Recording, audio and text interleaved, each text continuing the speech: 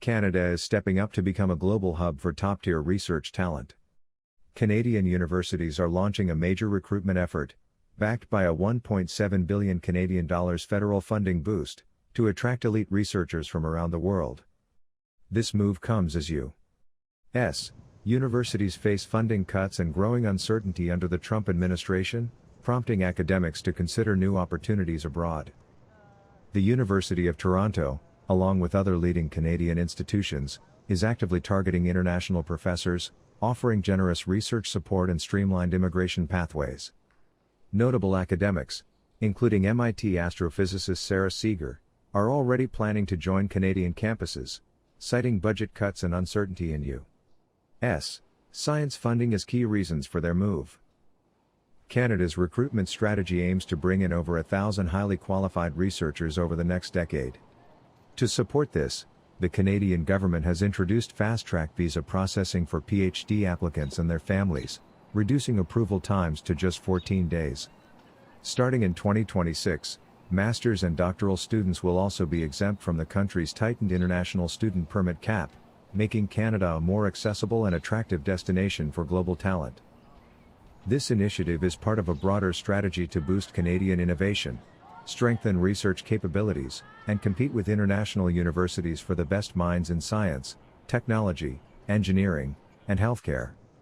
While challenges remain in retaining talent due to income stagnation and cost of living concerns, the government and universities are confident that this comprehensive approach will position Canada as a world-class destination for research excellence.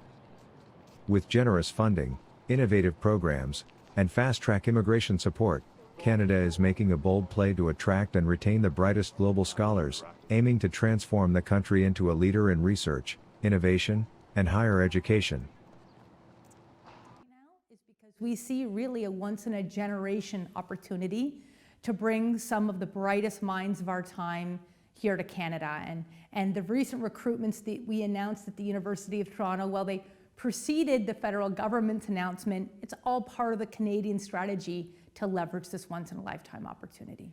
The recruitments that we've announced most recently have been supported through a combination of our own financial reserves and some philanthropy as well, which we're very grateful for. But to be able to do this on a much larger scale, which is our intention, we really do need the federal government support. There's many reasons I'm returning to Canada, but certainly one of them are the budget cuts and also the huge uncertainty in science funding in the US. It's quite chaotic right now. We don't know exactly what our NASA and NSF budgets are going to be, and it's impossible to plan. And we're seeing a lot of people have to shrink their research or even end some of their research projects.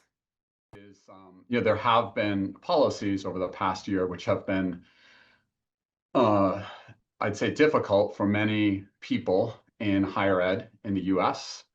And it depends on which set of policies one's looking at, whether it's research support or international students or other things. But that has been, it's been somewhat of a challenging time.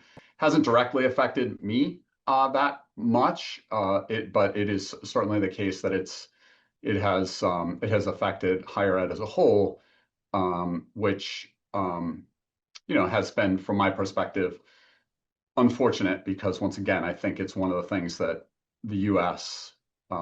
does best. So it's been a little frustrating for me to observe it.